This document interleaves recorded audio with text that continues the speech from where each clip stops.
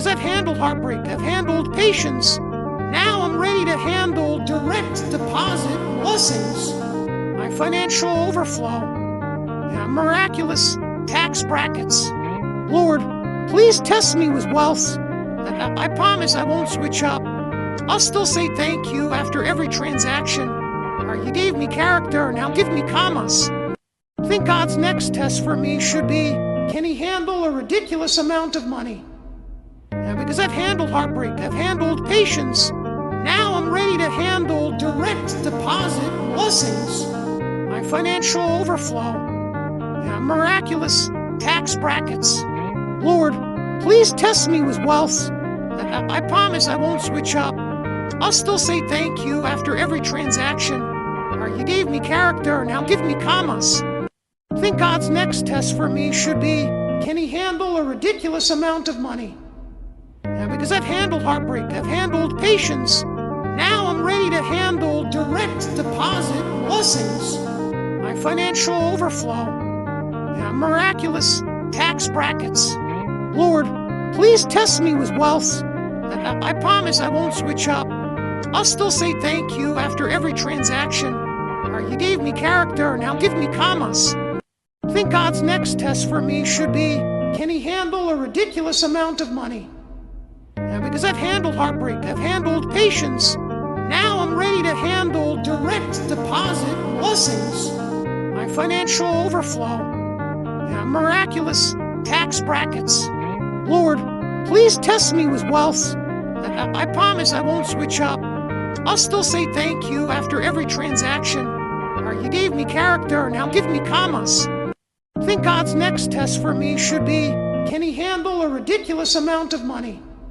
Because I've handled heartbreak, I've handled patience. Now I'm ready to handle direct deposit blessings. My financial overflow. Miraculous tax brackets. Lord, please test me with wealth. I promise I won't switch up. I'll still say thank you after every transaction. You gave me character, now give me commas. I think God's next test for me.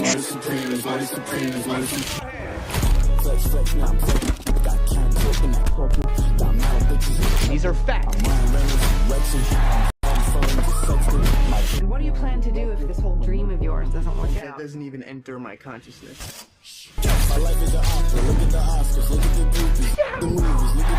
It's only a matter of time before I'm staring at you from the cover of a Wheaties box.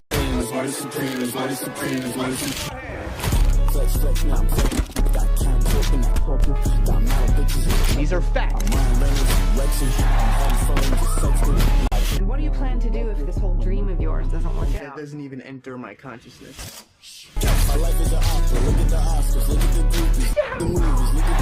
It's only a matter of time before I'm staring at you from the cover of a Wheaties box.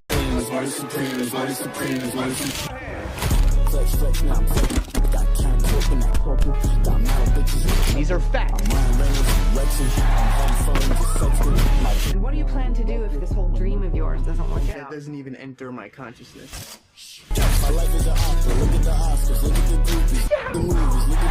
It's only a matter of time before I'm staring at you from the cover of a Wheaties box.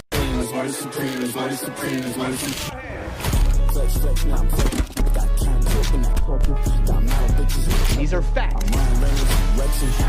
Check, mic check. And Llama what do in you the plan to building. do What if is this up, whole brother? dream of yours doesn't work We out? about to get Doesn't this even thing enter my started in consciousness. just 1 minute. Bear with me. It's only a matter of time before I'm staring at you from the cover of a Wheaties box.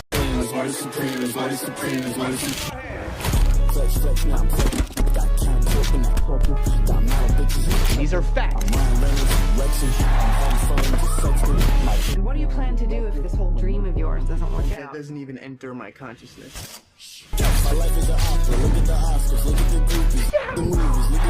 It's only a matter of time before I'm staring at you from the cover of a Wheaties box.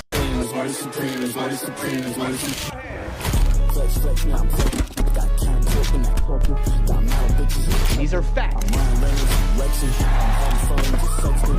And what do you plan to do if this whole dream of yours doesn't work It out? doesn't even enter my Check. consciousness. Llama on the YouTube and the Twitter with a G. What now? It's only a matter of time One before more I'm minute. staring at you from the cover of a Wheaties box. Pulling up. These are facts. And what do you plan to do if this whole dream of yours doesn't work That out? doesn't even enter my consciousness.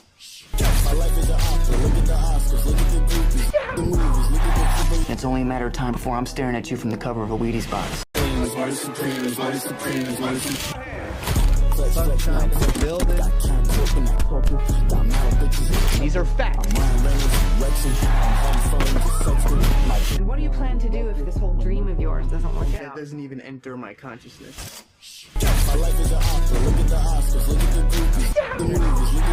It's only a matter of time before I'm staring at you from the cover of a Wheaties box.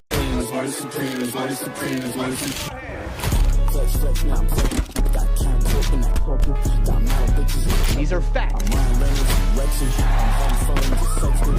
And what do you plan to do if this whole dream of yours doesn't work That out? doesn't even enter my consciousness.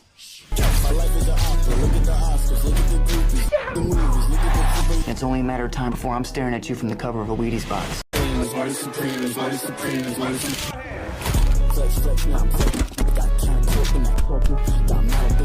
These are facts. And what do you plan to do if this whole dream of yours doesn't work That out? doesn't even enter my consciousness.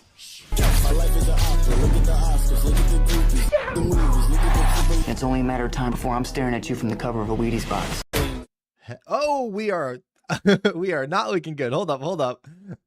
Hello, everybody. We're going to deactivate that camera, reactivate it, and we are live, back in effect. My name is Icy Gaming. Welcome to Gaming Daily Live, everybody. How are you doing? Happy Monday. Thank you for being here. Shout out to Llama Sunshine in the chat early. You'll love to see it. I hope you had a great weekend. We get a lot to talk about. We got some crazy news from GTA6, the Otherside, Illuvium, tons of game updates. We're going to have a bunch of fun with those. But we got to thank the sponsors that make this show possible. You see all of them right above us, right there. B3, Soulforge Fusion, Yield Guild Games, Sequence, AI Rev. They're incredible, each and every one of them. You can check them out on the Gaming Daily platform, which is live. You guys saw the website go live on Friday. It's been an incredible 3 days. Thank you to everyone that has signed up, made an account, entered into one of our raffles, started tracking events, or, checking out the calendar and the news terminal. And without further ado, let's just jump right into the show. I think it's going to take a second for me to pull up the website, but no, the website is right there. Hold on, what's going on with this string in my hat? I gotta clip that off. There we go. We'll put it over there. Okay, shout out to YGG Play Summit. You'll love to see it.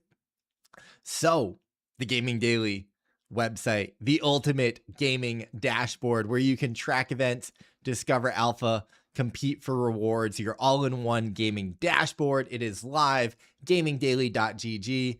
I am in love. You can check out the competitions. You can track events on the calendar. You can get the latest news.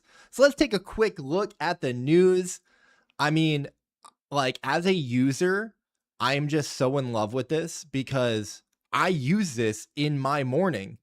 I go to the website and I just scroll the headlines. Within 2 minutes, you can kind of just get a quick download of what's happening across the ecosystem. You might see something that sticks out to you that you want to look into more, or at least if nothing else, you can just feel like you are up to date and informed on, some of the major things that have been happening. So it's really cool. We're going to talk about a lot of this today, but if you don't have an hour to tune in to Gaming Daily Live, in 2 minutes, you can just check out the news terminal. I know it's a lot of links, right? It's a lot of, headlines that it's what am I supposed to do with this? It's not that appealing when you look at it from afar, but it only takes a 30 to 60 second scan to be okay, Layer Zero's doing something, Sport.fun, Cambria, Pudgy Penguins facing backlash. Oh, what's that about? We're actually going to talk about that later on in the show. Murdoch parted ways with Moonfrost following their Web 2 pivot. Oh, I didn't know about that. I need to check that out. Might and Magic Fates launching on iOS. Captain and Company expanding to Sonium. Like, oh, that one's kind of big. Let me look into that. Waifu Sweeper game is launching soon. You know, Chicken Saga is ongoing. Grand Theft Auto 6 headquarters shuts down following a major explosion. What? Like, I saw this headline this morning. I was like, what happened? I went to read that. We're going to talk about that. It's I think it might be our first news story, so stay tuned for that. Avalanche is doing something big tomorrow. Binance reports. YGG Play. Oh, Marathon's PS5 release date got leaked. Like, when is Marathon coming out, right? Click that link right there. That opens up. We get a nice little article from games.gg, and the leak is March 5th. Yeah, Somni's like not shutting down, but transitioning to Web 2. It's just like the website is just so useful. I get value out of it. And if I'm getting value, then I know other people are going to get value. So really, really awesome. Really, really fun. You know, Roblox, their, you know, big game, Steal a Brain Rot, hitting over 12 million concurrent players. Absolutely insane. You know, Valve tweaking their AI disclosure rules for Steam. We're going to look at that. Marvel crossing 200,000 concurrent players on Steam after adding Deadpool. It's like, these are great community gaming updates that's like, yeah, I want to know about. So the website is looking amazing. The calendar is full of events. So if you want to see what's going on a weekly, daily basis, you know, you can see all the events that happened today. Dungeon Cross had some stuff. Sport.fun had their tournament go live. Wild World Game Night across different communities at different times. So those are all awesome. Later on the evening, we had Tempest Game Night, and Elixir Guild. And then that is true for every day of the week. You can kind of click through. If you see an event that you like, that you want to follow, you know, just add it to your tracked events. That's going to go to your profile page. If you want to go view the event, you can click through, do a little bit more research. You can add it to your calendar. This is going to pop up your Google Calendar if you're using GCal, and it's just going to add it right to your calendar. If you're using that, it's going to go onto your normal regular calendar, which is really, really useful. If I click this, you know, that'll pop up here. I don't really use this calendar, but yeah, you get the event details right there, and you can save it and it'll go right there. Super cool. I am so in love with the website, but of course I am biased because I've been building it for the past year. So yeah. Let's take a look. There's a bunch of events going on. We love that. The raffles, we had our first raffle close today. And there were 2 winners that were picked. I can show you the back end. I'll show you that real quick. Maybe we should start picking the winners on stream. That would be fun. There's 60 entries, 62 entries, about 60 entries in these.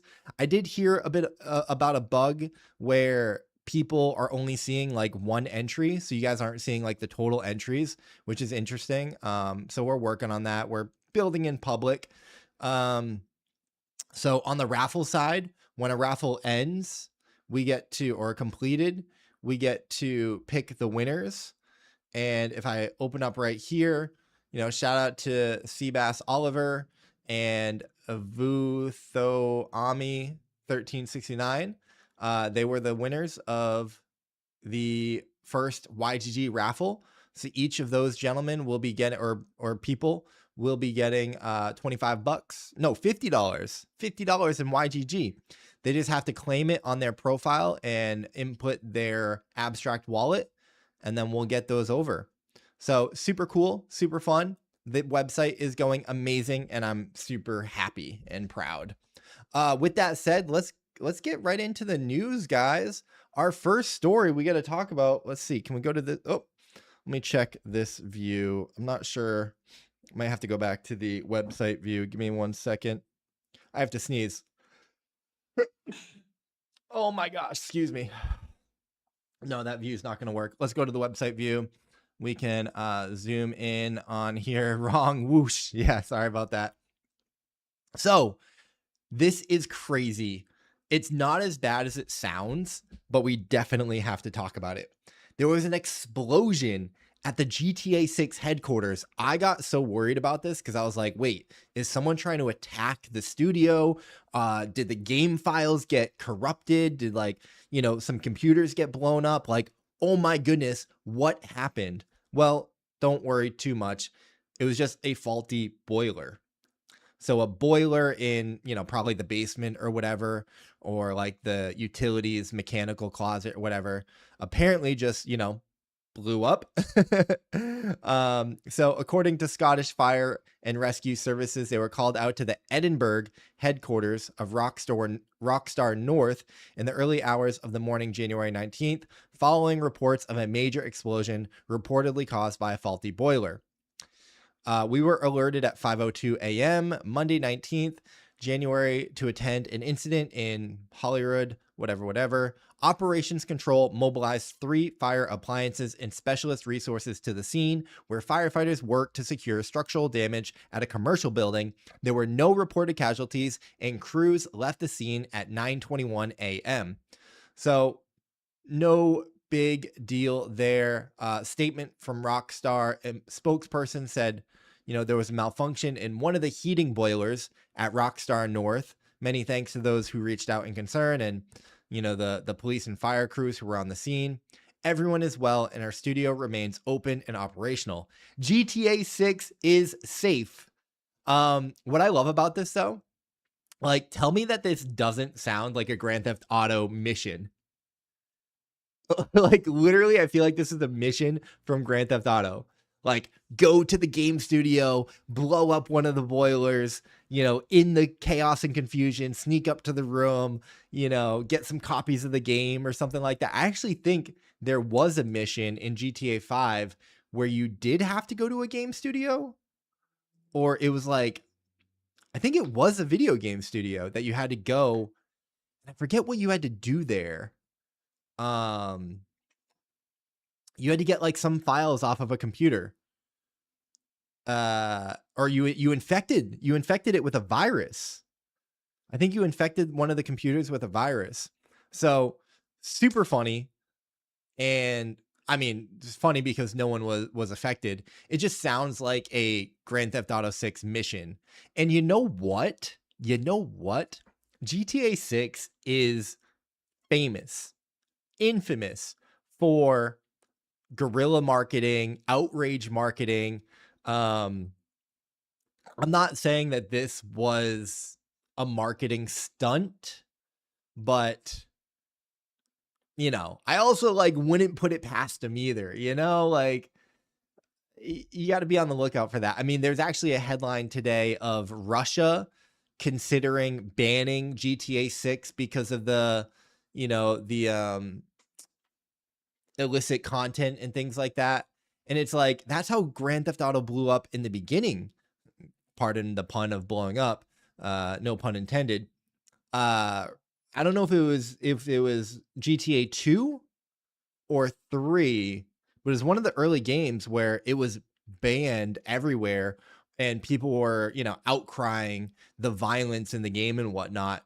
And that was just viral marketing that just made the game even more popular. More people wanted to play the game that was so bad that it was getting banned.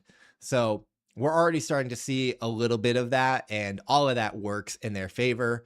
Grand Theft Auto 6, guys, November 19th, 2026. It is the 19th of January, so we have 11 months to the day until we are playing GTA 6. I cannot wait. I will be playing Arc Raiders all the way up until then. And then the only thing that I'm going to put Arc Raiders down for is Grand Theft Auto 6. Or maybe this next game, Marathon, is their launch date. Hold on. I think actually I can go to the Twitter view here. Yeah, that looks great. Marathon's PS5 release date was leaked. Sorry, just let me try and get the proper view there. Okay, that looks good. March 5th, the game is going to be released on PS5. It's going to cost $40. So they are going the Arc Raiders route. They are in like head-to-head competition with Arc Raiders because they're both PvP VE extraction shooters. Obviously, Arc Raiders had a bit of a cult following leading up to it, and people were just obsessed and really excited and looking forward to it. Similar thing happening with Marathon, where they also have a cult following because the original Marathon game from Bungie, from like the 90s or whatever, has that nostalgia. This is obviously a very new take on that IP, because I don't think the first Marathon game was an extraction shooter by any means. And of course, people love Bungie, even though they've been struggling and there's a lot of criticisms, and it's not the Bungie of Halo that we all know and love. Exactly. Today's Bungie is not the same as your dad's Bungie, to say the least. However, you know, the excitement for this game is starting to ramp up. I remember when they dropped their cinematic trailer, I was in love. I thought their cinematic trailer was sick AF. That sounded weird to say. Sick as fuck. Listen, this is a family friendly show, but also, you know, we're gonna swear on the show. We're all adults here. And also we're on Twitter. But then obviously they had the backlash when there was stolen art found in the game, and you know, they've had their ups and downs. So I will not be surprised if the launch doesn't go that well for Marathon. They've really leaned in. I was watching a video the other day from another game reviewer. They've really leaned into the class systems in the game. So it's a extraction shooter, but you're going to have different classes. So you can play, you know, healer or tank, or, you know, like attack. And so your team makeup will be more important. So that'll be really interesting. That's not really my genre of extraction shooter or shooters in general. I like to just run and gun, get in, get out. You know, kind of like the skill levels across the board to be the same. But obviously, you know, games like Valorant, or, you know, Apex Legends, you know, the class-based systems are really good. Marvels and Overwatch and things like that. So it'll be really interesting to see how this goes. March 5th, guys, mark your calendar. Hopefully that is on the gaming calendar. And if it's not, it certainly should be. We're going to keep it moving, though. We're going to keep it moving. Boom. Big news for the MMO world. The previous lead producer on World of Warcraft, one of the greatest games ever made, Raymond Bartos, has joined the Riot Games team to work on their MMO as senior game producer. A lot of people excited about this. A lot of people are like rooting for this. Obviously, people love World of Warcraft. Raymond Bartos, I don't know too much about him personally, but just seeing all of the praise and, you know, anticipation for him to join Riot Games is awesome. So this is really great news for MMOs. I saw Sam Stefanina say MMOs are so back. So if you're a big MMO fan, obviously Riot is goated. So this is a big deal. Big deal. A lot of people buzzing about that. I'm not the biggest MMO guy. I'd actually never really played World of Warcraft. I was a RuneScape guy. So those like the MMOs that I really liked. But honestly, I've been thinking about this a lot.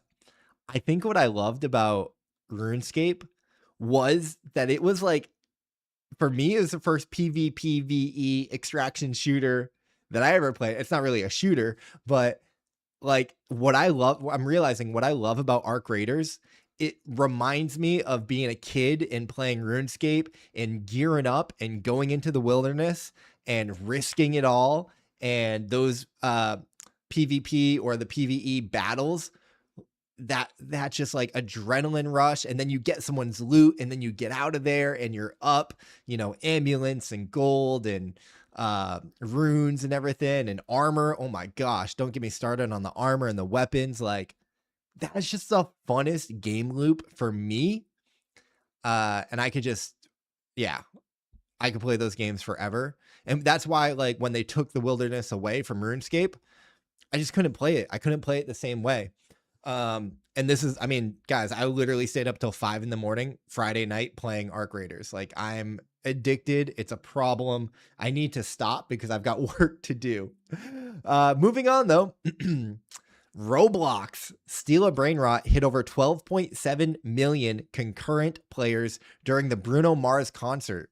I actually didn't really know much about this Bruno Mars concert. Shout out to Ghost Cat. Yeah, Ghost Cat, I saw your DM, brother. We definitely got to get linked up on Arc Raiders and definitely run some games, man. That'd be a lot of fun. I am trying to like lock in this week and play a little less, but we definitely got to run some lobbies. Bruh, 12.7 million concurrent players is insane. The concert ended with the addition of a special Brunito Marcito brain rot to the game. Interesting. Dude, the Gen Zs, man, steal my brain rot. Give me my brain rot. 6'7". I mean, listen, congrats to them, you know? Roblox is crushing. Dude, we get excited about, we're going to talk about Marvel Rivals hitting 200,000 concurrent players.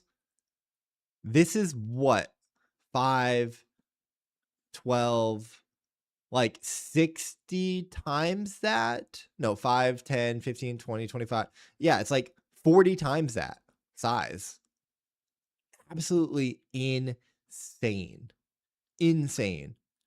Nearly 13 million kids and, you know, people jumped into Roblox for the Bruno Mars concert. I'd love to see like some clips from it. I should look into those. They had Lil Nas X, 21 Pilots. I really like 21 Pilots. Big fan of them. And David Guetta as additional musical artists featured in just Roblox concerts in general. Triumph Games, Brain Rot is Wild, Battle Rise. This ain't on my 2026 bingo card. Someone created a video on it. Dude, I don't know what Steal a Brain Rot is doing to achieve these numbers. How many people play Roblox? Like, what is the daily concurrence on Roblox? That'd actually be really interesting. What is the daily concurrent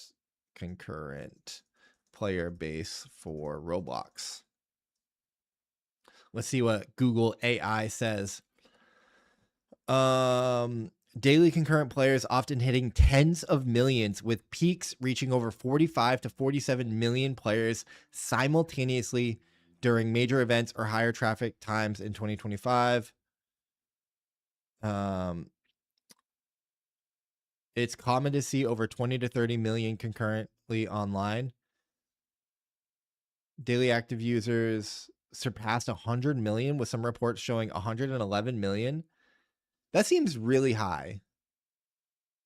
If we're reporting on 13 million for this Bruno Mars concert, 100 million is a third of America. 1 out of 3 Americans have been on daily Roblox like in a day. That seems high. I would want to fact check some of these AIs because they be hallucinating, but damn. I mean, yeah, unstoppable. We're going to keep it moving, guys. Speaking of concurrent players, we just talked about it. Marvel Rivals crossing 200,000. I mean, this is a big deal. Like this is like normal game, you know, this is like regular gaming. I mean, this is like the top of like, you know, regular gaming right now.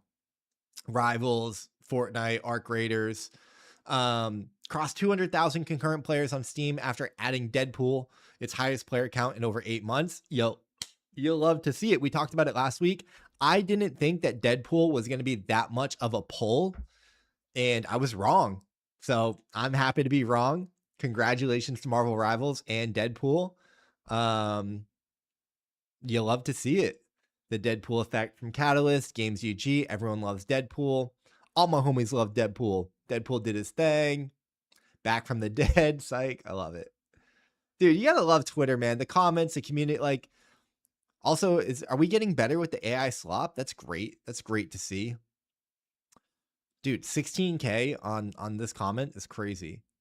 But we're not getting monetized on those comments anymore, so good. Better content, hopefully. All right. No Rest for the Wicked has sold over 1 million copies, and co-op is coming next week. I have not played this game. I'm not actually too familiar with the game. Sounds like it's a Souls-inspired ARPG, just getting started. Let's see. No Rest for the Wicked might just look like a painterly take on Diablo, but it's actually a top-down Souls-like and a pretty good one at that, according to PC Gamer contributing writer Tyler Culp. It seems to be paying off as developer Moon Studios announced Thursday that the game has moved 1 million copies on Steam in early access, though it's about to share at least one thing in common with Diablo. 4-player co-op is coming. Can we watch this trailer real quick? Just like check this out. Excuse me. Your struggle was your own. What's the Every name? No Rest for the battle, Wicked. every scar, every victory, Looks good. Looks yours sick. alone. Hell yeah. Now It feels you unique. will stand Like, you see a lot of this genre, but together. they all kind of look the same. This looks different. I like it.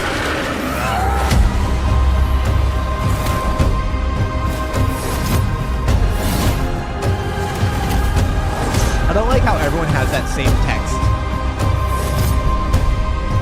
It's like Times New The Roman. Watcher's call has been answered. Welcome to Sacrament. Big. Looks amazing.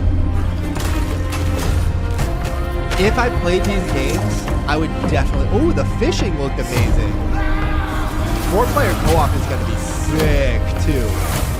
I would actually... I could get By into the it. time we breach Sacrament's gates, will anyone be left inside?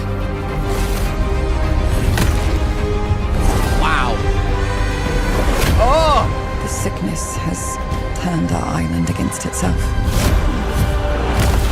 See, they're leading with, like, story and character and, like, world History building. has called But it upon feels us, very, and history will remember how we answer. like, they're casting a wide net. It's very appealing to a wider audience.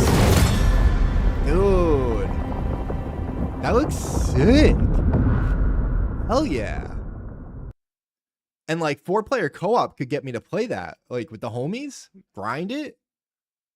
I don't know if I will, to be honest. I always want to. Like there's a million games that I want to play. I might buy it and just it'll be sitting in my Steam library. It's just so hard. Like when you've got your game, like I was talking to Empress Rayon and I'm like, come play Arc Raiders, please play Arc Raiders. And she's finishing up the Fortnite Battle Pass and she's just super locked in on it. So it's like, when you've got your game, you know, it's like, it's hard to get off your game, you know, for something else, even though you want to, even though you know you're going to enjoy it. It's like, I have to finish this first. 1 million copies. Good for them. Good for them. Good for them. You love to see it. All right, we're going to keep it moving. Ladies and gentlemen, as Mount Doji joins the chat, what is up, brother? Happy, I was going to say Friday. Happy Monday, man. Are we locked in? Are we locked in on a Monday? I think we have to go to the website view. What is this like? What is this? I'm not interested. Let me read on. Okay. Valve clarifies and tweaks AI disclosures for Steam. Developers don't have to disclose AI-powered tools for workflow efficiency, but they do need to disclose 2 other categories of Gen AI use if assets appear in-game or in marketing material. Very interesting. It's interesting to see the AI, I don't know, development or like integration. What's the right word? It's interesting to see how Steam and the gaming industry is responding to AI and the fact that they even are, and like it is such a concern. Very, very interesting. Let's keep reading. So Valve has updated its developer disclosure form for generative AI use. Developers do not need to disclose if they used AI-powered tools like a code helper software used for workflow purposes, but they do need to list any use of AI to generate content for the game and or AI content generated during gameplay. Essentially, if any generative AI content makes it into the game or the game's associated materials, developers do need to disclose it. Let's read more about this. Why? Why do they care so much? When AI is used to create content, Valve says that this disclosure counts for the game itself alongside associated material like marketing assets or the store page. Developers must fill out a text box detailing their use of the tools. For AI content generated during gameplay, developers must check a box if the game itself makes AI generated images, text, or other content. Ooh, text. So it's voice dialogues or NPC dialogues or anything like that, or I don't know, just other things. As Carlos notes, the directives were significantly rewritten, presumably to offer more clarity for developers. Oh, that's it? Okay. I mean, I guess I understand the pushback against generative AI because people want to support game developers and graphic arts designers and have an appreciation for the artistry of game development. And there's a really big concern about those people being made obsolete or, losing their jobs or losing work. So I understand where this comes from. It's just interesting that so many measures are being put in place.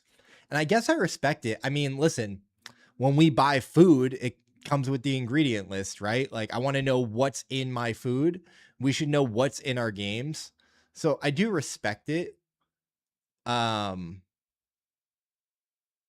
let me see what you guys are saying.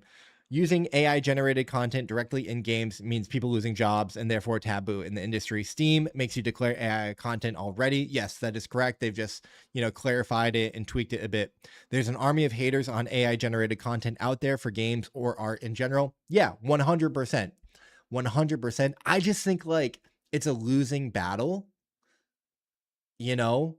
because we should be empowering game developers and studios and the people that are working there, and it's only going to lead to better games and faster processes and systems. And not that I want people to lose their jobs and not that I don't want that work included. I just think that we have to embrace the times that we're living in. And ultimately, the gamers aren't going to care if the game is great. Arc Raiders uses AI a ton, and it's used to make the game better. And no one cares because they enjoy playing the game. So actually slotting lazy content in the game, that's where they hate, I believe. See, I think it may make the content better. I think the storylines can get better. I think the dialogue will be a lot better. It'll, chatting with NPCs, they're going to be much more dynamic, much more engaging, they're going to have more ability to have different conversations. It won't be so rigid. So I think it's going to be amazing. You do have an appreciation for the cleverness of game developers. Grand Theft Auto to me is always the gold standard because I just love hearing the radio, hearing the jokes, seeing how they make social commentary and satire for society in their games, like Ammunition. I remember, it's funny because I was playing GTA 5 and I forgot that Ammunition was ammunition. But But I remember like seeing that in Grand Theft Auto 3 and thinking it was the funniest thing ever. It was so good. Ammunition, but kind of like calling like America, like, you know, ammunition, like we love our guns in America and making fun of us. And like, yeah, just the satire and the social commentary. Game developers can be geniuses, and I have so much appreciation and respect for that as a gamer, because it's like, you know, I love that. Or just the crazy, you know, radio talk that you hear. And I don't know if AI, we're going to get a lot of AI slop, right? There will be a lot of AI slop in games. So you do have to be careful of that, because I don't want the whole ChatGPT like thing where it's like just bad. But we're going to have to go through that to get to the really good stuff. So I don't know, man. I think like the way that I view the world is just that anything that can happen will happen. Murphy's Law. So all of these things will happen. People will be mad. People will love. People will hate. The dust will settle. The chips will fall where they may. And I like to protect my peace and not get too wrapped up into all of the minutia.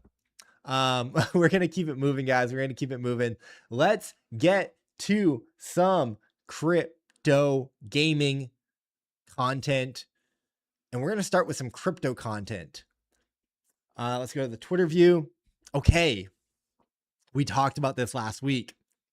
Luca Nets, Pudgy Penguins. I love Pudgy Penguins. I was rocking a Pudgy Penguins sweatshirt today. I think they're one of the best brands, one of the best IPs, one of the best companies in the space. I think Luca Nets is a freaking gangster. I don't fade Luca Nets. I've learned you never fade Luca Nets. I'm so appreciative of a badass builder like Luca Nets pushing the space forward. But yeah, I mean, we talked about this, man. That comment from the Pudgy Penguins account last week, you know, on the InfoFi Nikita post where we're banning InfoFi, they said like, you know, this is gonna affect, you know, this could actually affect the Indian economy, the economy in India. It didn't sit well with me. I didn't like it. And a lot of people were outraged about it. There's two sides. There's two sides to this. A lot of people were like, not cool. I'm Indian, or my friends are Indian, or there's a lot of Indian people in crypto. There's a lot of Indians that work for Pudgy Penguins. Like, not cool. And then the other part of people were saying, guys, it's a joke. Relax. It's not that serious. Like, don't be so soft. I don't think they were being soft. I don't agree with that. I do understand, like, oh, cancel culture, outrage. I get it. But me personally, you know, calling balls and strikes, calling it down the middle, felt inappropriate, felt, you know, off color, and definitely like left a bad taste. Now, I don't know who made it. I have friends that work at Pudgy Penguins. I don't know who made that post. No disrespect, no issue. Like, you know, chalk it up to a momentary lapse of judgment. But yeah, anyways, the fallout from that, people were not happy, and people were trying to cancel or get like some acknowledgement and get some people were not letting this go. So Satvik apparently emailed Man City, who Luca Net, Pudgy Penguins just partnered with last week. Man City, obviously big football club in the UK. They replied. So, you know, Satvik immediately said, or originally said, you know, everyone commenting on my post that it's not serious and it wasn't racism. Let's let the partners decide for themselves. I'm tired of how normalized racism against Indians has become on this platform. I would say, you know, racism against a lot of different people and ethnic, and a lot of, you know, I mean, there's racism, there's sexism, there's a lot of issues on the internet, right? But yeah, I mean, we definitely want better for our our biggest brands and champions. So yeah, they messaged Manchester City and they responded. He says, "Dear Satvik, thank you for your email and bringing this to our attention. Given the issues raised relates to Pudgy Penguin's channels, we have raised this directly with the company, and they have since responded to the club, acknowledging that the tweet was inappropriate and does not reflect its company's values. They have also removed their tweet from their channels. They offered to reach out to you directly and share their statement and express their apology on the matter." So action was taken. Man City was like, you know, hey man, like, yeah, we can't really, why are we getting emails about this? One, probably is how they felt. And they're like, guys, like, you know, what's up with this? And, you know, Pudgy was like, yeah, you know, hey, that was probably bad. So Satvik is saying, I mean, I think mission accomplished, brother. I think, you know, you made your point. You got it heard. I don't know if we need a Luca Nets Pudgy official apology or anything like that. If they choose to make it, I think that's fine. But they say, Satvik is still wanting acknowledge publicly that the post is inappropriate and did not reflect company values and why you think so. I'd also love to hear why the post stayed up so long despite people sharing community feedback immediately. I'm not going to stay on this longer. I'll just reiterate my point from last week. Like, the comment felt like it was punching down, and I just don't like the way that, you know, sometimes people will talk about other regions and other countries and other ethnicities. I think it's just like, I think we can do better. It's 2026. I think in 2016, like, the world was in a better place and like had moved on. Like, you know, I would love to see people grow up. Sometimes it's funny, sure, but like, you know, we can also do better and be more appropriate, especially on the internet where like things are seen by people that it could affect. I don't know. I'm not one for cancel culture, right? I don't, you know, but yeah, that's where we'll leave that story. Let's see. We'll keep it moving. All right. Crypto gaming, Web3 gaming. We got a thread from Yatsu, the chairman of Animoca Brands, the biggest, you know, investor across crypto gaming, one of the biggest brands and household names in crypto gaming. Yatsu, big believer, super smart guy, super great advocate for the space. And he says specific Web3 gaming tokens in the Animoca Brands fam are sharply up with volume for AXS and Sand, over 1 billion and 380 million respectively over the last 30 days. Check is also up 300%. AXS was up 143% and Sand up 35% during the same period. 2026 will be an exciting year for gaming. You'll love to hear it. With today's pullback, I'm sure that these tokens are down now. So like, you know, cherry picking data like, oh, the token's up. I mean, Sand being up is great. I think they've been doing some really good stuff. Check has been crushing it. We talked about them last week. That's AnyChess, the token for AnyChess. And AXS pumping on their token emission stuff was interesting, but like, you know, come on.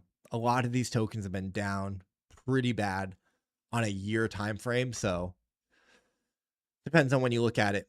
Yatsu goes on to say gaming has experienced a post-pandemic slump. This is set to change in 2026 with tentpole releases such as GTA6, with increased game time, more UGC gaming accelerated by AI. He says regulatory clarity and a significantly more friendly climate towards crypto will allow Web3 gaming projects with utility tokens to define value creation and value sharing much more clearly. He says AXS has led the way and expect others to follow soon. He mentions Sand and Portal. That's some pretty selective selecting there, Yacht. Yeah, you know, yes. Listen, man. Listen, we grasp at whatever straws that we can grasp at, Sam, you know? I appreciated him making this post. But yeah, we do have to frame it in the right context, right? Like, I don't even know what Portal is doing anymore. Like, what, you know? And we report on him too. I'd have to like check the logs to see what Portal's up to. my problem with my only like concern with this framing is like Web3 gaming projects with utility tokens to define value creation and value sharing. It's like none of the I don't think the problem right now is with the aspect of value creation and value sharing. It's like none of the games have reached any meaningful scale and player base to even get to the token side. I mean, Axie Infinity has, yes, and there are some, but the majority of games just aren't good enough, let's be honest. And the way that they design their tokens, launch their tokens, and are even thinking or creating and using their tokens is just super flawed. Super flawed. There's a lot of work to be done from the token design aspect for gaming projects. We're not even sure if tokens can work in games. So this is, I think, in my opinion, wishful thinking or a bit reductive and like, you know, glossing over some flaws. And my issue with this is that you're Yatsu and you're Animoca Brands.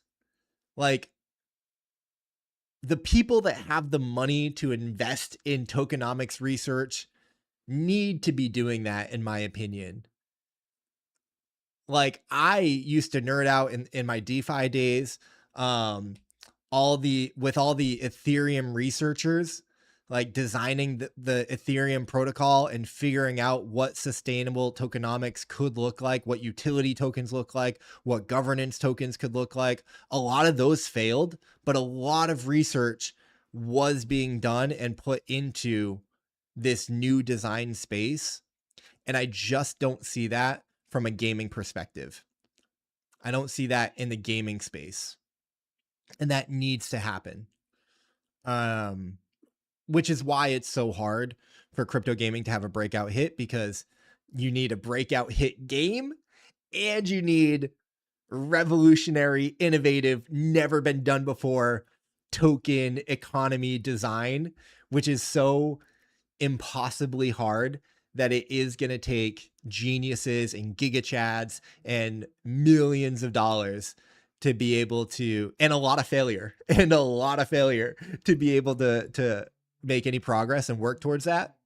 But like, that's what we're here for.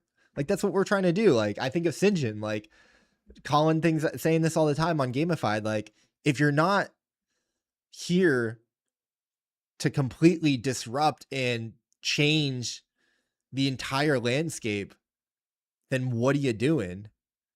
Like, yes, it's a moonshot, but man, the more people that shoot for the moon, the better the chances of like breaking through, and to the victor go all the spoils. If you can crack that, it's billions and billions of dollars, and it changes gaming forever.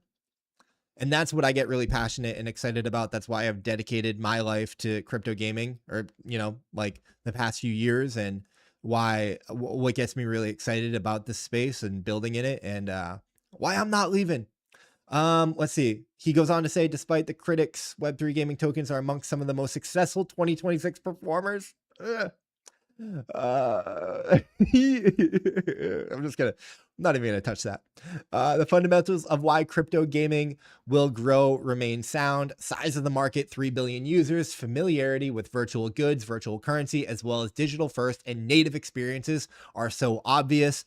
Sounds like it's inevitable. There are challenges, clearly, but they will be resolved. What are you doing to work on the challenges, Yacht? That's what I want to know. You're Animoca. You guys need to be doing that. Ronin needs to be doing that. Immutable needs to be doing that. GameFi is not just integrating finance into games. It's about gamified finance. Bars, Sam.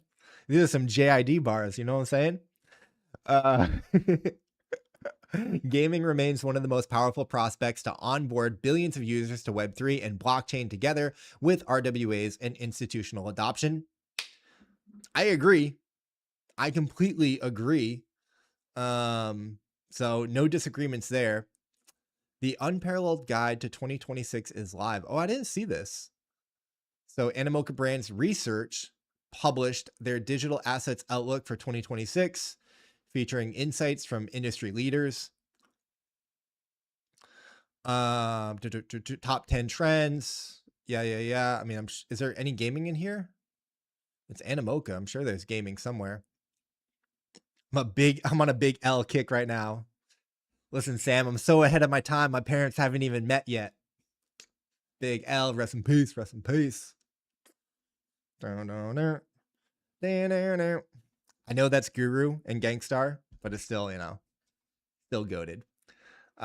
Listen, we can kick some 98 freestyles. I wasn't poor, I was PO, couldn't afford the OR. Yeah, dude. Yeah. Big L. Oh, Big L was him, man. Okay, we're going to keep it moving. Ladies and gentlemen, next up, speaking of reports, we got Binance's 2025 report highlights, highlighting Fableborn Season 4 for outperforming mobile free-to-play benchmarks on retention and consumer spending. Again, listen, let me put the criticism aside for a second. Appreciate you, Sam. Love you. Drive safe. We love you, Sam. Criticism aside, we love Fableborn. We love good metrics. We love success. And we do like these reports analyzing the space in the industry. So congratulations, Fableborn. You guys are crushing it. And all respect is deserved and due. But as Sam is saying in the comments, like, it's great to see their numbers doing well, but the seasonal stuff and major rewards are causing guilds to do crazy stuff that in no way represents what the general public will do. So again, that's how I feel. I completely agree. Well said, Sam. It's cherry picking data. It's a small sample size. Context matters. Like, context matters here. So we're comparing, mobile benchmarks to a very, very small sample size that was massively incentivized and promoted. And I just don't think it's like that hard to hit good metrics in a 2-week sprint. So we have to be careful. We have to be careful extrapolating this data. It's still nice, but it's like, it's not the foundation that we can be building on. Like, to the untrained eye, this is not to the untrained eye, this would sound great. If people that, a crypto person who sees Binance's report and doesn't know anything about crypto gaming or Fableborn would see this and be like, holy crap, Fableborn is amazing. It must be the best thing since sliced bread. Oh, they've got a token. Let me go ape into their token because this game is going to revolutionize crypto gaming. Or I mean, the mobile gaming industry. Like, look at these numbers. They're insane. And it's like, whoa, slow down. Whoa. Like, we got to put this into context here. So as Sam said, yeah, great to see these numbers, but in context, like, you can't take them, you can't take them at face value. Yeah, I think that's the right way to frame it. You can't take them at face value because, it's a very small sample size and it was heavily incentivized to spend and return and complete and all that stuff. So you need more data, more sample size, take away the incentives and then see what people are doing. But nonetheless, it's still good to have, and that, let me put that aside real quick because I think that Cam, Maria, Tyler, everyone at Fableborn, they understand this. Like, they're doing the media marketing, they're playing into this stuff and that's what you have to do. But they know what they're up against. So I have full faith in Fableborn. This is not a criticism whatsoever. It's just sharing context for you guys and just reacting when I see stuff like this. Because when we see real traction and momentum, boy, I'm going to be shouting from the rooftops. And it's a great start. It's an absolute great start for Fableborn. Fableborn had a great 2025. They were quiet they started the year off with a bang, minting their kingdoms, all the rage. Everyone was excited. I think they maybe like had their season 3 right around the beginning of the year. Kind of quietly building for most of 2025. I remember they did some, company retreats and, what was sharing, but there wasn't like everyone all year was like, when season 4. They end the year not only with season 4, but with their token launch, which has been one of the best performing tokens in crypto gaming. And I think it's on good merit. So they are doing fantastic and doing all of the right things. So we are very, very excited for Fableborn in 2026. All right, guys, we are already at the hour, which is crazy. I know we started a little bit late, but a lot of these game updates I think are quicker hits. So I am going to try and move through them a little bit quicker. We also spent a lot of time looking at some of the early game, like the major gaming updates. Sam, we talked about your MMO tweet, which was really cool. Anyways, moving on. YGG is kicking off 2026 with a brand new partnership, Roach Racing Club, which was a big successful game on Abstract, and they're teaming up with them probably on their publishing platform. Through the partnership, the Roach Racing Club joins the YGG Play Launchpad, bringing quest integration, deeper on-chain activity to one of Abstract's top performing games. Bunch of cool stuff there.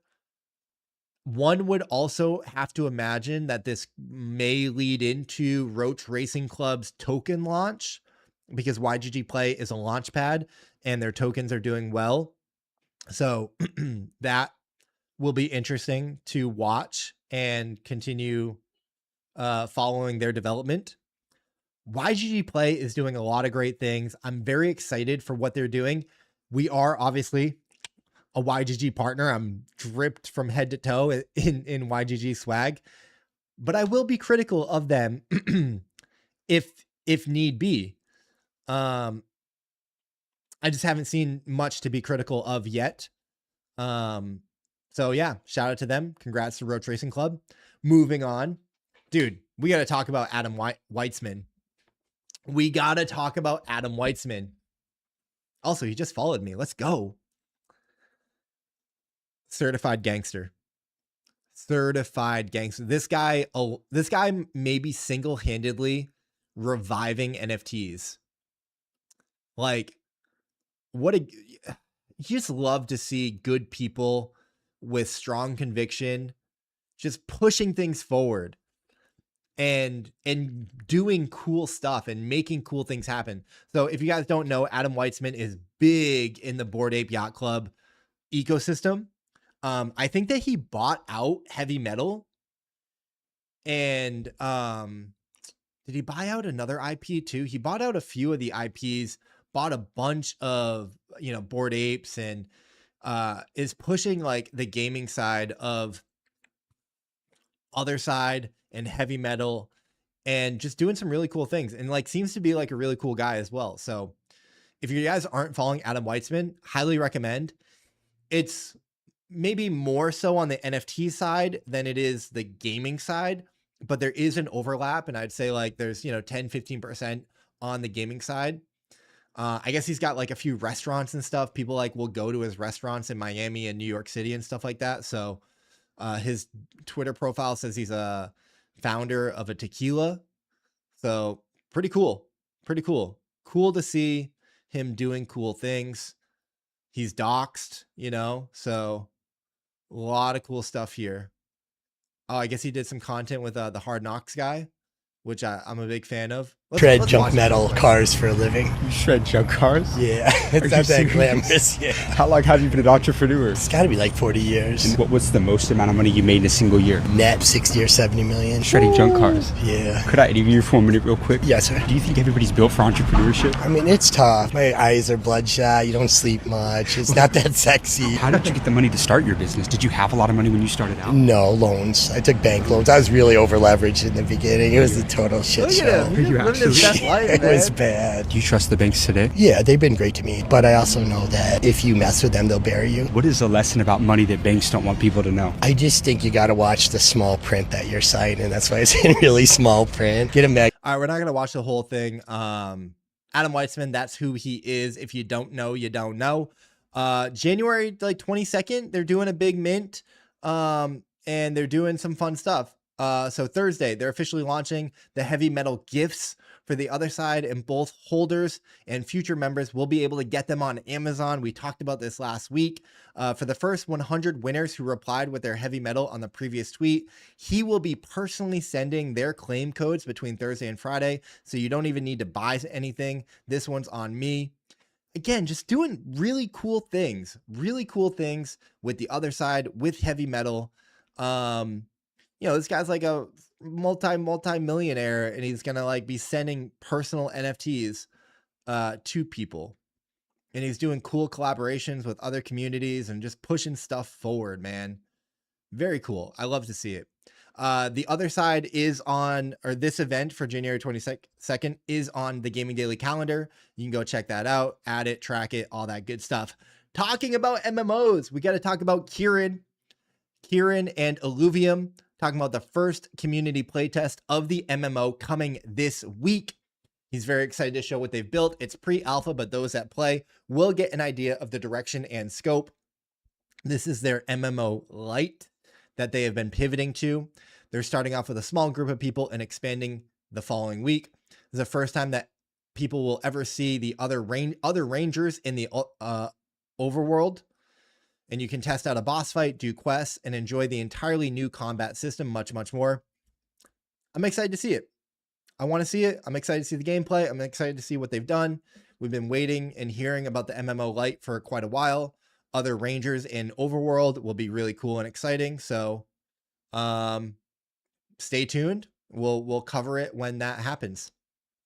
Might and Magic Fates, the beta is now available on iOS in their soft launch countries, which include Poland, Ukraine, Thailand, Philippines, Indonesia, Australia, and New Zealand. Congratulations, Might and Magic Fates. Great to see them on mobile. Great to see them, in iOS. And excited to see their future game development.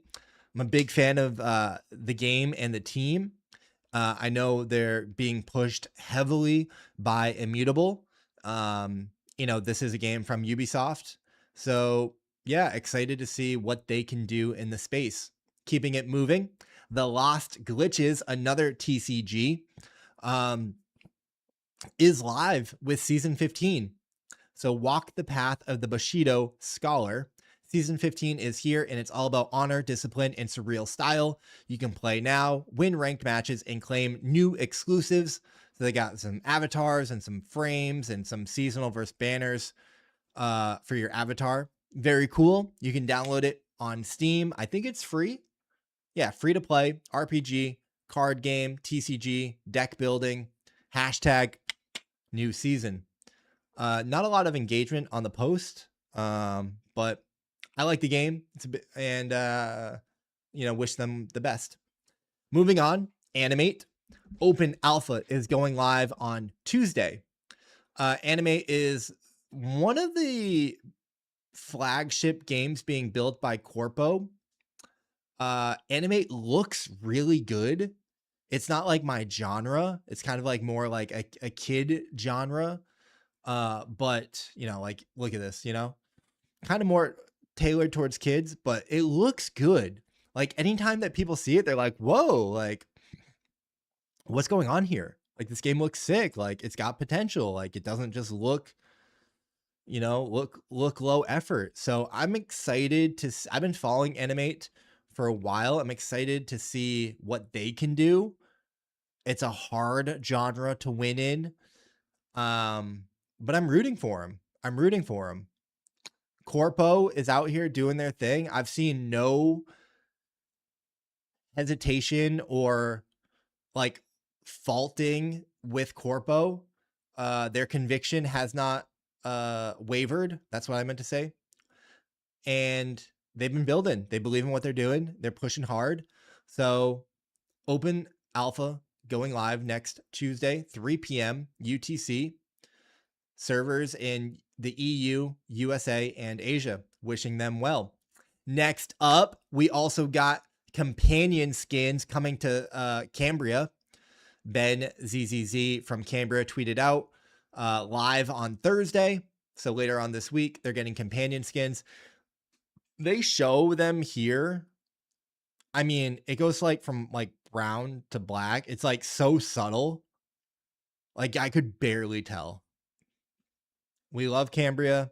We love Ben. We love Logic. Excited to see more, development in the game, more options, more player depth, more, more things for people to do. So if that's your thing, cool, congrats. I would love to see more. Like, I don't know, I'd love to see a skin that like I feel like I need to go get that, and that makes me want to play. Seeing this doesn't make me want to play, but maybe this is a smaller update.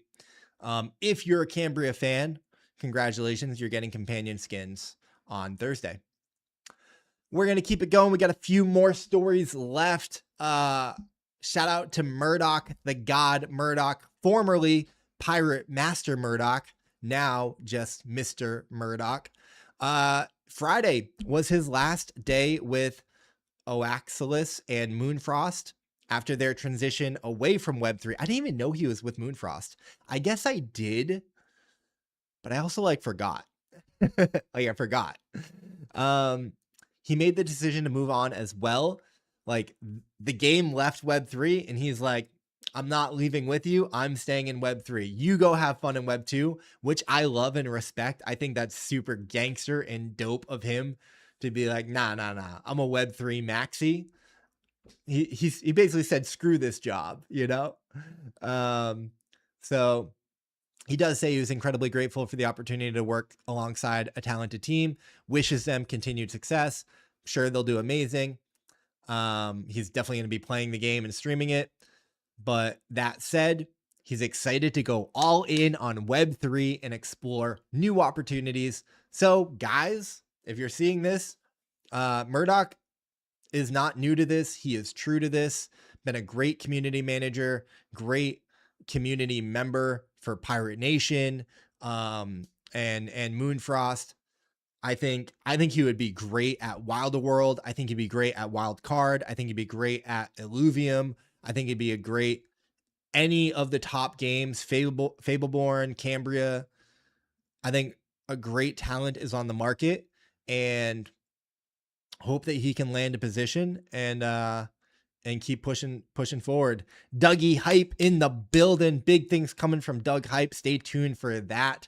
I got a preview of his I'll leak it here. New show alert. New show from Doug Hype coming very, very soon. I'm very excited for it. And we'll try and maybe feature that or even have him on the show. Maybe we'll have him on the show. Gaming Daily Live and Doug Hype. Moving on, guys. While one stays in Web3, another one is leaving Web3. Somni's Rumble Rush from Overtake is entering its next phase of development. I love how they frame this.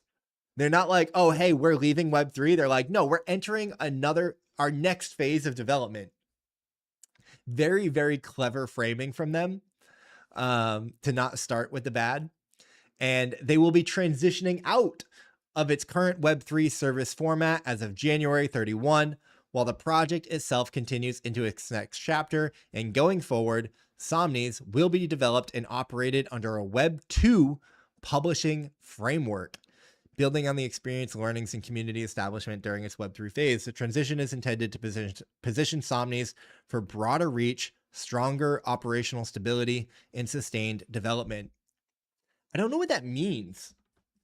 What does that mean? They think they can get broader reach, more operational stability, and a sustained development by going to Web 2? Like, again, Sinjin, it's like, if you're here, it's because you're a freaking pioneer and you want to change the game. If you wanted to build a Web 2 game, just build a Web 2 game. I don't like what changed. I don't understand this. And that's fine. I don't need to understand them. I wish them well. But like, that's just not interesting. Like, why? That's not interesting. Like, I don't know. I would rather you try and fail in Web 3 than like be mediocre in Web 2. I'm not saying they're going to be mediocre. Clearly, they think that they have better shot of succeeding or finding traction in Web 2.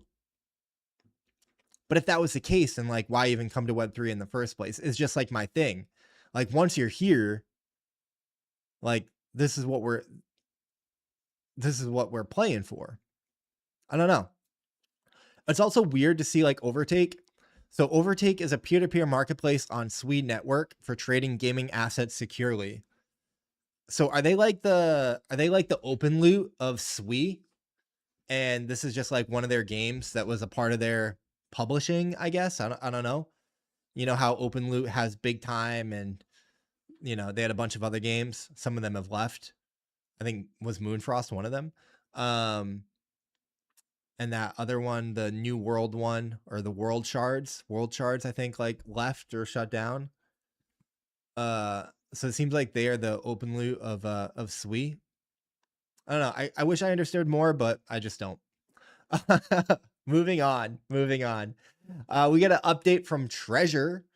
Guys, I don't have time to rehash all of the Treasure updates, but we covered it in depth on Gaming Daily, the Gaming Daily news video, when Treasure like pivoted away from gaming and said we only have like 13 months runway left and we're running out of money, and we burned like, I don't know, what was it, like $8 million or something like that. I have like not really been interested in Treasure since then. All their like AI stuff, they're like AI agents. I was like, okay, good luck, I guess. I don't know. Obviously know some people over at Treasure, great people, love them, wishing them well. Shout out to Mike. Yeah, I have not covered a lot of Treasure updates because I just haven't been interested.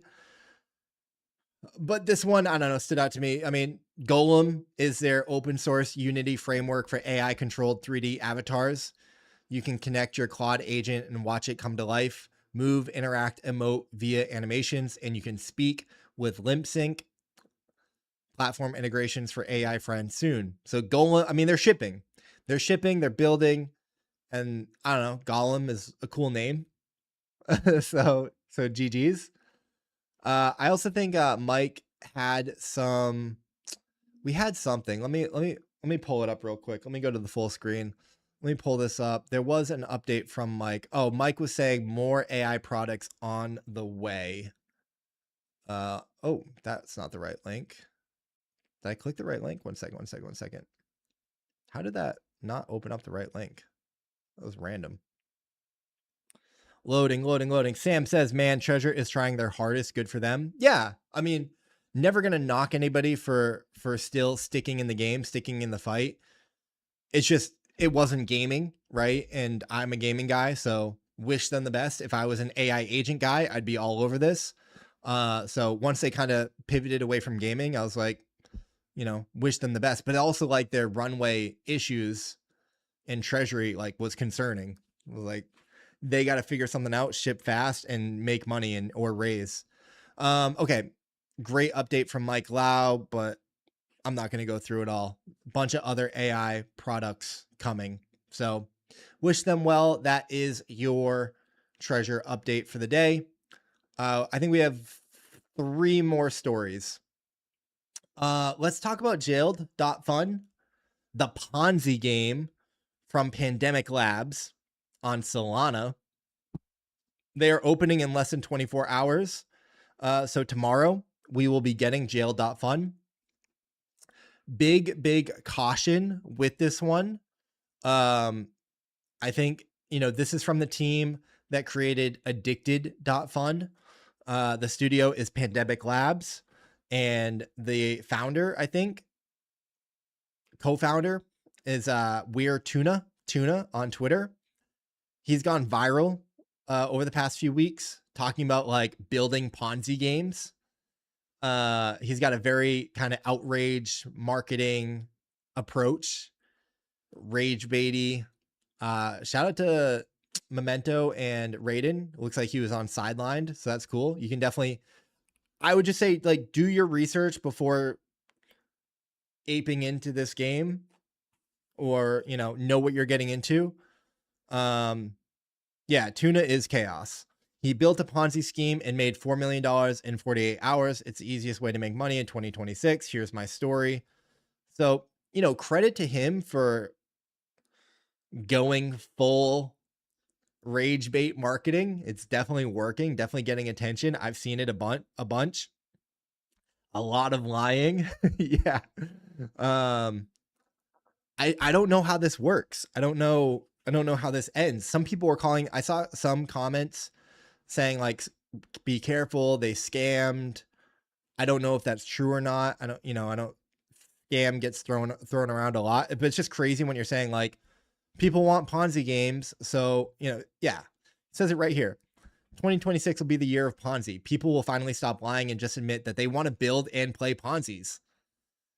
And it's like, his whole thing is like, yes, a lot of people will lose money, but if you get in early, you can make money. And if that's what the market wants, he's like, I'm going to keep giving it to you.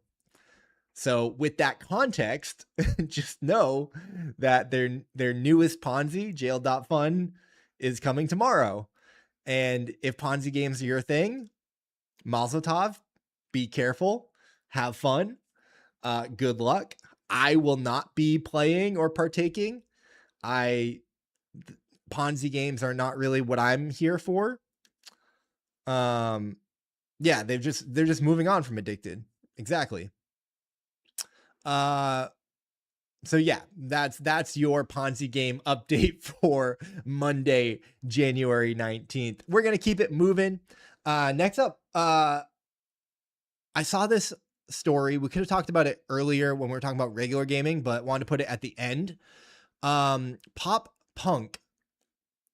They're building Pumpcade. And so hold on, let me go to this. Building Pumpcade. I know Pumpcade, but what do I know Pumpcade for? Speculate everywhere, currently in private beta. Pumpcade is the next evolution of prediction markets. Speculate on live events in real time, resolved automatically on the Solana blockchain. So that's Pumpcade. And now Pop Punk, they have a take on old school RuneScape. So they plan to hyper accelerate a 25-year-old game with degenerate on-chain technology. I feel like, okay, maybe the Ponzi segment is bleeding over into this. Disclaimer, all of this is 100% experimental and exists only on my local development environment. The plugin is not available to any users. Basically, he's like trying to bring degen games to RuneScape. So Pumpcade RuneScape markets enable short-term peer-to-peer liquidity, driven parimutuel markets on nearly everything in RuneScape. And the best part is they're directly solved using in-game data transparently on the Solana blockchain. So basically, this is a degen game builder trying to do something with RuneScape. I don't know if I want to fully understand this, because again, it's like not something that I'm probably going to get into. But basically, they're trying to bring prediction markets to RuneScape through Pumpcade. Interesting. Somewhat interesting. So this is where like things on my radar, it's like, oh, I didn't know about you. Now I know about you. It's not really my thing, but there's maybe some seeds of something interesting happening here. So I'm going to keep an eye on these guys. And if they continue to rise in my algorithm or just like my interest level, we can come back to them. If this is your thing, I mean, the reason we do this show is to share with you guys the things that we come across, because we are doing a lot of this research and homework that I think a lot of people just are missing, and we want to surface it to you guys to dig deeper. So I think that's where I'm going to leave that one. I just like, they kind of lost me with the degenerate on-chain technology line. I'm like, I don't know if I want to corrupt RuneScape with crypto and just be so like blatant about it. Like, does RuneScape need prediction markets on Solana? I don't know. I don't know. That's crazy. All right, guys, our last story for today, Magic Eden. We were talking about tokenomics earlier with Animal Cabrans, right? And Magic Eden is doing something interesting. Starting February 1st, 15% of all Magic Eden revenue will flow directly into the ME token ecosystem. The answer is no, damn it. The goal is simple. When Magic Eden wins, the ecosystem wins too. The revenue split is even. 50% will go to buybacks, and the other 50% is distributed as USDC rewards to Magic Eden token stakers based on their staking power. I think that's really interesting. ICO Beast commented on this. If you want a much smarter take from ICO Beast, definitely go check out his post. He does talk about why buybacks are flawed and doesn't really work and just incentivizes people to sell and actually punishes like the believers and the holders, because if Magic Eden is just going to buy back the token from the people that are selling it, the people that are selling are benefiting from that buy and that liquidity, while as the holders are like kind of stuck. What's interesting about this to me, we've always seen staking and like, oh, stake the tokens and we'll give you more of our tokens so that you can just go sell them and then the token is going to go down. That's no good. But getting staking rewards in USDC is fairly compelling. I don't know if it's going to work, but I like the attempt. I like I like them doing something new. That's pretty compelling. Now, obviously, like if you stake, $1,000 in Magic Eden tokens, and if you get $500 in USDC, but then the value of your tokens goes down to $200, it's like, well, that's no good, So we'll have to see how this plays out. But I do like Magic Eden shooting their shot, trying something new, and seeing what type of result they're going to get. And of course, this is from their revenue. So Magic Eden has a product. They actually make money, obviously, with their marketplace and their other services. So taking that money and basically giving dividend. These are essentially dividends back to the stakers, which is still a bit of an unclear gray area with crypto tokens. And so there's a lot of like legalities that still need to be sorted through and figured out in this, but really cool. Like really cool to see a company as big as Magic Eden offer, dollar rewards. I'll be curious to see how this plays out. I like it. Obviously, there was a lot of really great discussion as well in the comments. So these are the kinds of things that I like to see.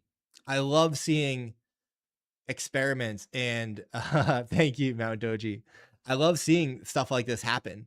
And because then you get the debate from much smarter people than I, and I get to learn. I get to learn a lot from the conversation. And I just feel like that is what's needed. I didn't share this, or I didn't put this in today's show because it was not relevant to any of this. But over the weekend, Wob from Sappy Seals had a really good post, really, really good post on AI and basically just kind of what's happening. Was it a comment? Where is it? Oh, here it is.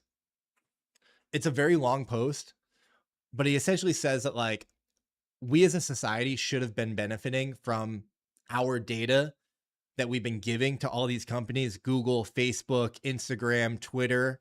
We have been giving them not only our information, but our thoughts, our, you know, our content.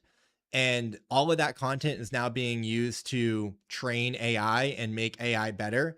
And all of that money and value is just going to go to, you know, the top of the top, the 1%, the founders, the companies, the investors, the equity holders, and the people just like are going to get none of that value. And it's like a really big miss. It was a really good post. I really enjoyed it. And like, that's what is great about crypto Twitter. You just have really, really smart people having really intelligent conversations, trying to like solve really hard problems and having fun along the way. And that's why crypto Twitter is the best. Little bit of a tangent. But I you know, that's how I feel about the Magic Eden experiment with their tokens, USDC rewards. Sick. Like hopefully like people can eat off that and do well. Ladies and gentlemen, I think that's going to do it for today's episode of Gaming Daily Live, the first one of the week. Feels good to be back in the pocket. Happy MLK Day to everyone in the US. Thank you guys for tuning in. Sam, Stefanina, Mount Doji, AE, K, Sunshine, Llama, always showing up, always showing support. Ghost Cat, really appreciate y'all. Hope that you had a great day. Again, guys, so much of this information is on the Gaming Daily website. We are in public early access.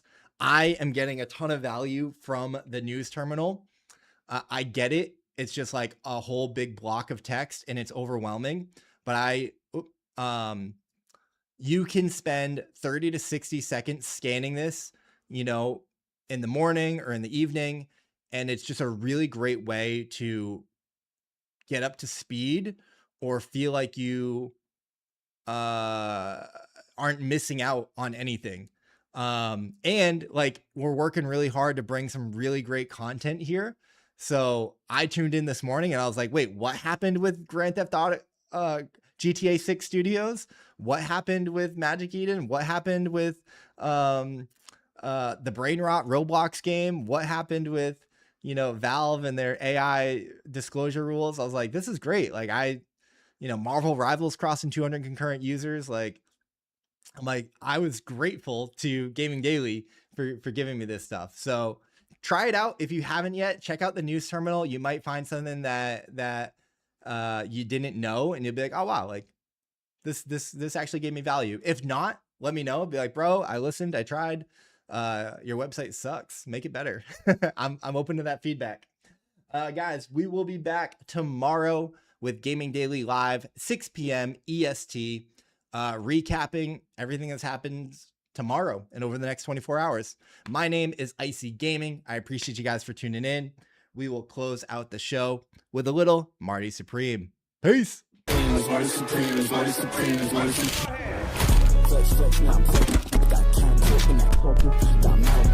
These are facts. And what do you plan to do if this whole dream of yours doesn't work That out? doesn't even enter my consciousness.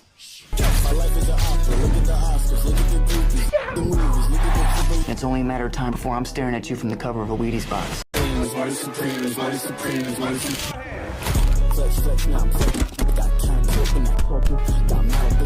These are facts. And what do you plan to do if this whole dream of yours doesn't work That out? doesn't even enter my consciousness.